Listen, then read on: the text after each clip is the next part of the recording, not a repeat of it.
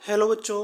हमारा question number जो 1 है वो है जैन धर्म के 24वें तीर्थकर थे। तो बेटा जो महावीर जैन हैं उनको जैन धर्म का 24वां तीर्थकर माना जाता है। तो बच्चों आप वीडियो को पॉज करके देखते रहें और साथ साथ क्वेश्चनों के आंसर देते रहें। ये मोस्ट इम्पोर्टेंट क्वेश्चन है भाई, जो जर्नली परीक्षाओं में पूछे जाते हैं। अब हम बात कर लेते हैं महावीर जैन का जन्म कहाँ हुआ था। तो जी ये जो महावीर जैन हैं उनका जन्म वैशाली में हुआ था। ऑप्शन नंबर ए रहेगा। अब हम बात कर लेते हैं बच्चों क्वेश्चन नंबर 3 की। क्वेश्चन नंबर 3 में है अशोक का शासनकाल किस शताब्दी में था। तो जो अशोक का शासनकाल है बच्चों वो तृतीय शताब्दी बीसी में रहा है। बीसी का मतलब होता है बिफोर क्रिस्ट। तो ये तृतीय शताब्दी बीसी में रहा है। ठीक है भाई। अब हम बात कर लेते हैं क्वेश्चन नंबर 4 की। क्वेश्चन नंबर 4 में है निम्नलिखित में से कबीर किसके शिष्य थे। तो जो कबीर जी हमारे वो रामानंद के शिष्य थे। ऑप्शन नंबर क्या रहेगा भाई, डी रहेगा। अब हम क्वेश्चन नंबर 5 की बात कर लेते हैं बच्चों। क्वेश्चन नंबर 5 में है ईस्ट इंडिया कंपनी की स्थापना निम्न में से किसके शासनकाल में हुई थी।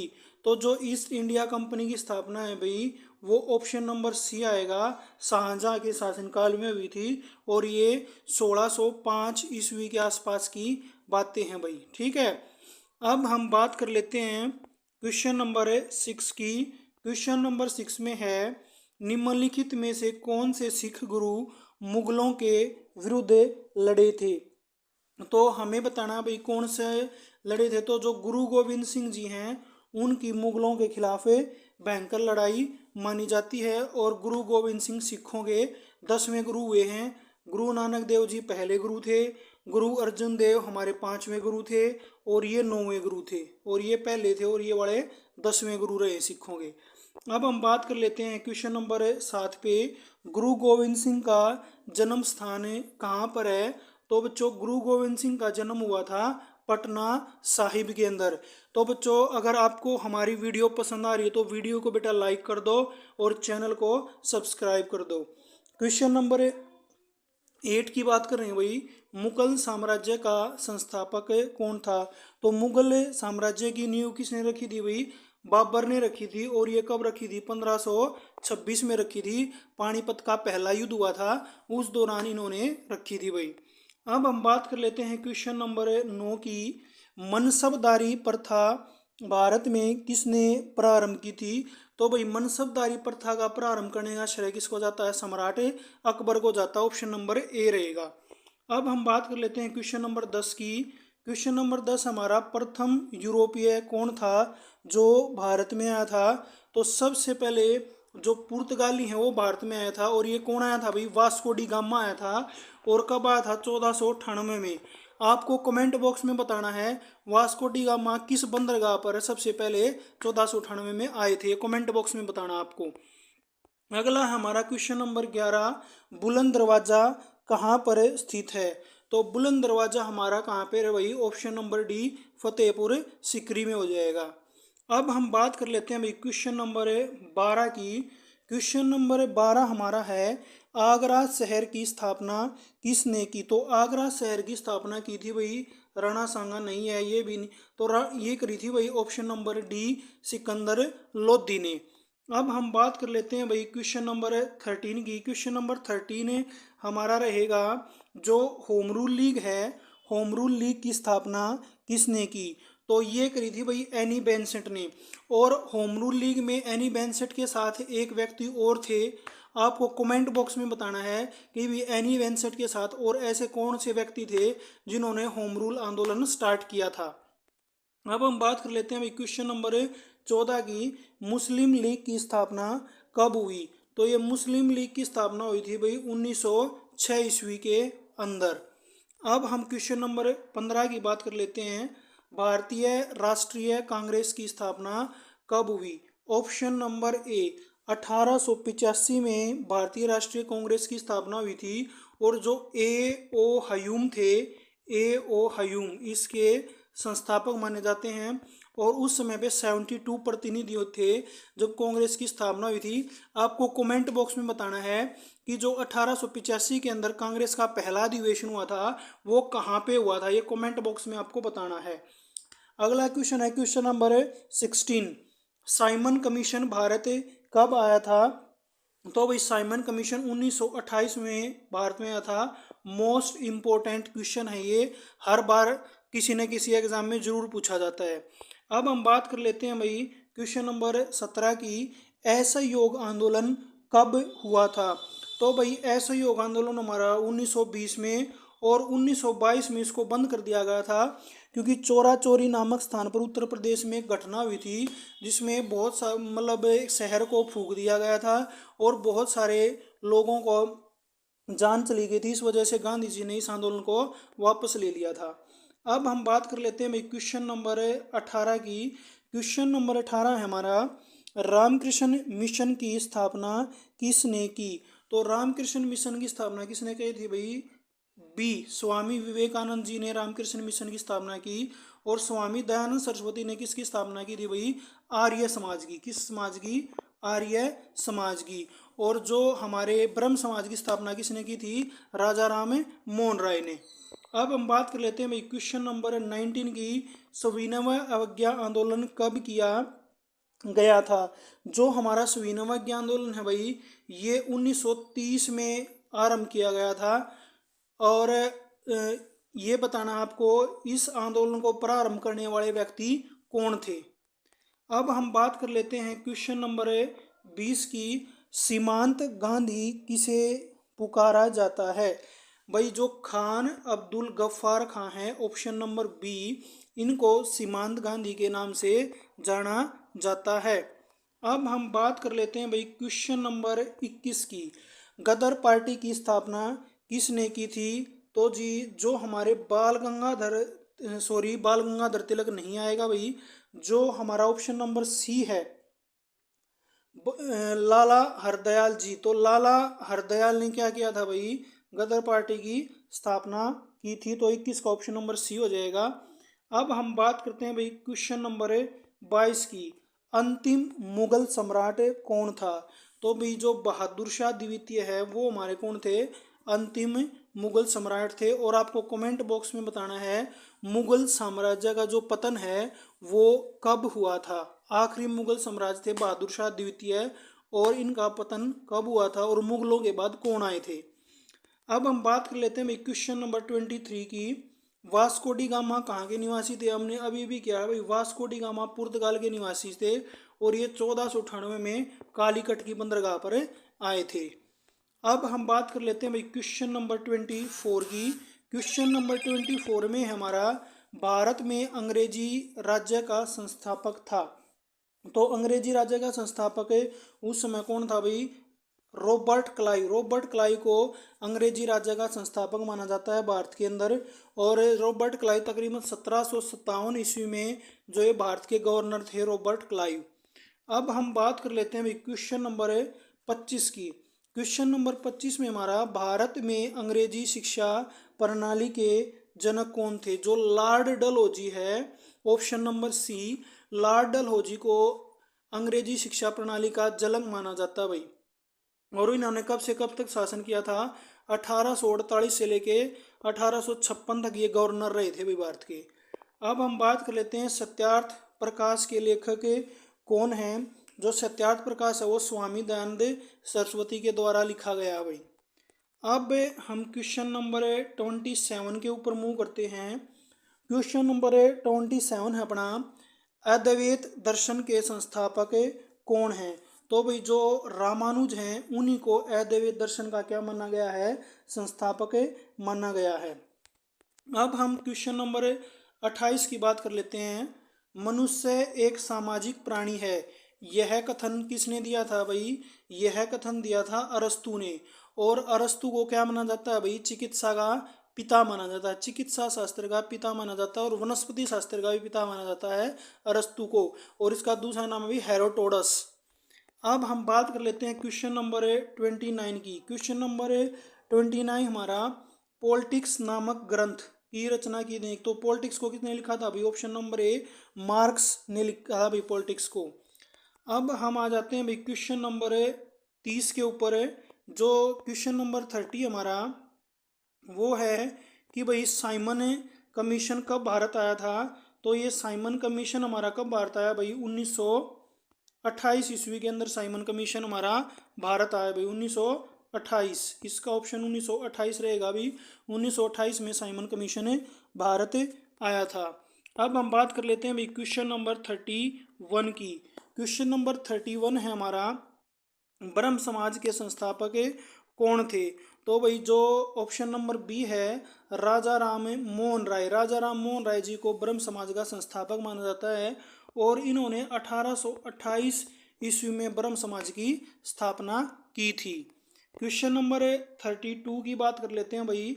चरक प्राचीन भारत के लिए प्रसिद्ध थे, तो किस चीज़ के लिए थे भाई चरक? चरक हमारे क्या थे? शल्य चिकित्सा के लिए फेमस थे ये, और ये एक बहुत ही बड़े वैद्य हुए हैं चरक जी। अब हम क्वेश्चन नंबर 23 की बात कर लेते हैं।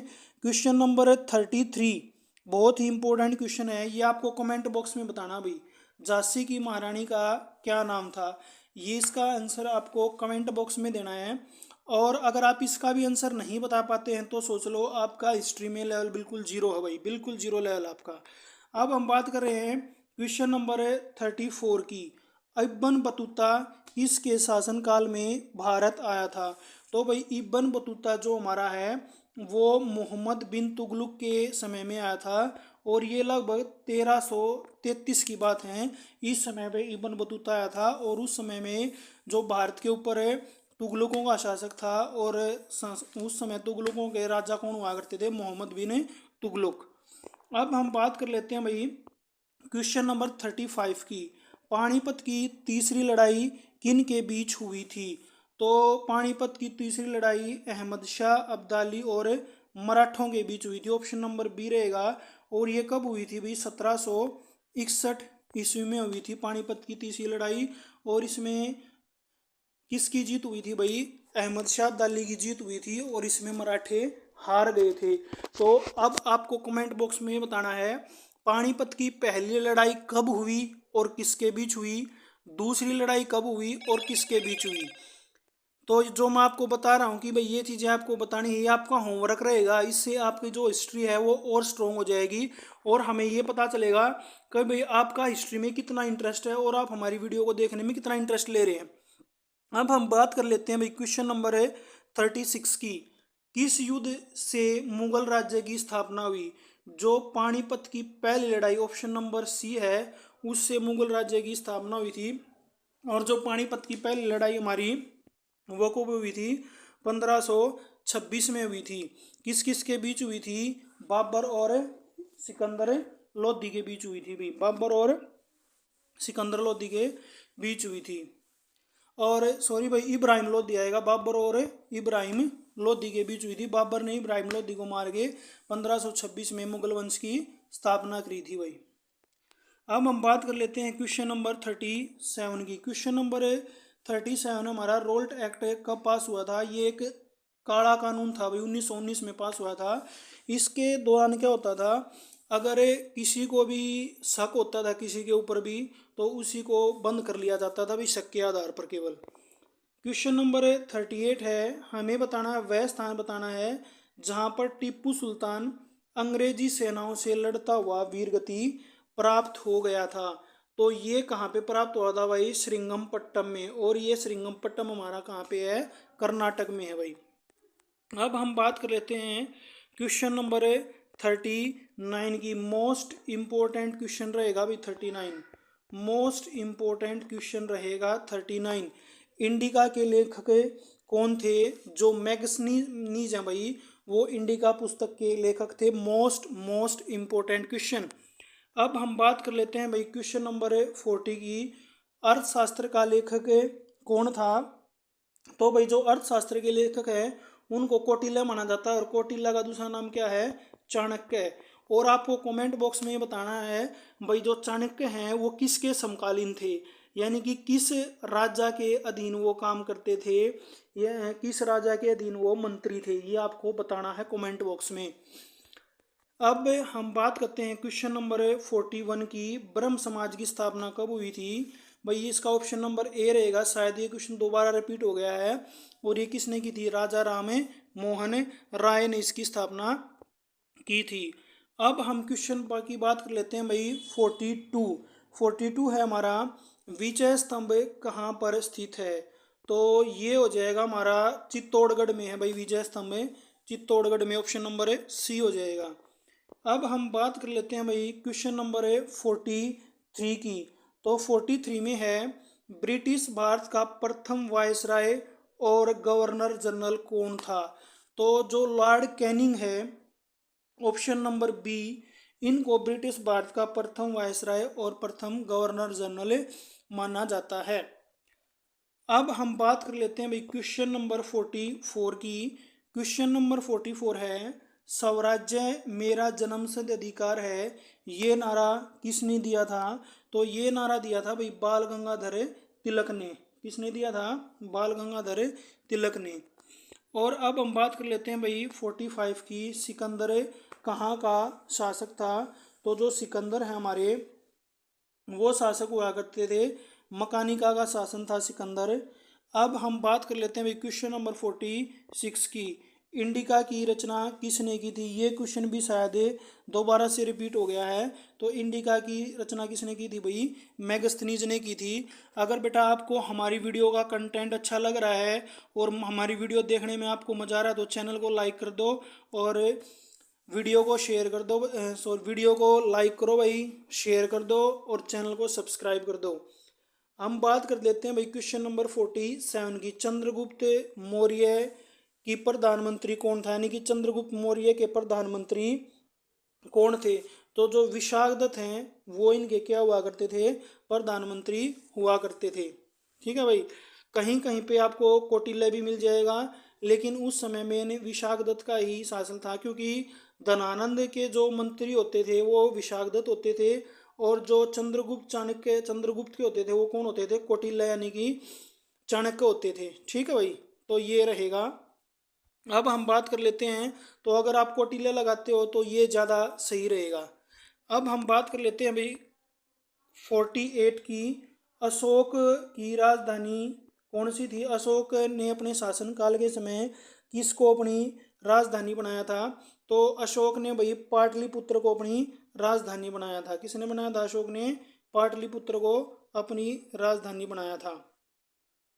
अब हम बात कर लेते हैं भाई क्वेश्चन नंबर 49 की, हर्षवर्धन सिंहासन पर कब बैठा था। तो हर्षवर्धन भाई 606 ईस्वी में कहाँ पे बैठा था, राजगद्दी पर बैठा था। और ये जो वृंदन वंश है इसका शासक था, और ये दूसरा सबसे शक्तिशाली शासक सिद्ध हुआ था वृंदन वंश का। तो आपको कमेंट बॉक्स में हमारे को ये बताना है वृंदन वंश का सबसे शक्तिशाली शासक कौन था और वृंदन वंश की स्थापना कब हुई थी। ठीक है भाई, ये पुष्यभूति वंश के हैं सारे। तो जो वृंदन ये पुष्यभूति वंश के शासक हैं सारे। तो आपको बताना पुष्यभूति वंश का सबसे शक्तिशाली शासक कौन था और पुष्यभूति वंश की स्थापना कब हुई थी। अब हम बात कर लेते हैं भाई क्वेश्चन नंबर 50 की, और ये हमारा आज का लास्ट क्वेश्चन रहेगा। जो प्रियदर्शनी है वो किसकी रचना थी, हर्षवर्धन की, बाणभट्ट की, जयदेव की। तो ये हर्षवर्धन, प्रियदर्शनी, रत्नावली, ये सारी की सारी रचनाएं हमारी किसकी रहेंगी भाई, ये रचनाएं रहेंगी हर्षवर्धन की। नागानंद, रत्नावली और प्रियदर्शनी। नागानंद, रत्नावली और प्रियदर्शनी, ये सारी की सारी हर्षवर्धन की रचनाएं हैं। तो ये हमारे टॉप 50 क्वेश्चन थे। तो बेटा आप हमारी वीडियो को लाइक कर दें, शेयर कर दें ज़्यादा से ज़्यादा दोस्तों में, और चैनल को सब्सक्राइब कर दें ताकि फ्यूचर में कोई भी वीडियो आए तो आप तक नोटिफिकेशन आता रहे। Thank you, have a nice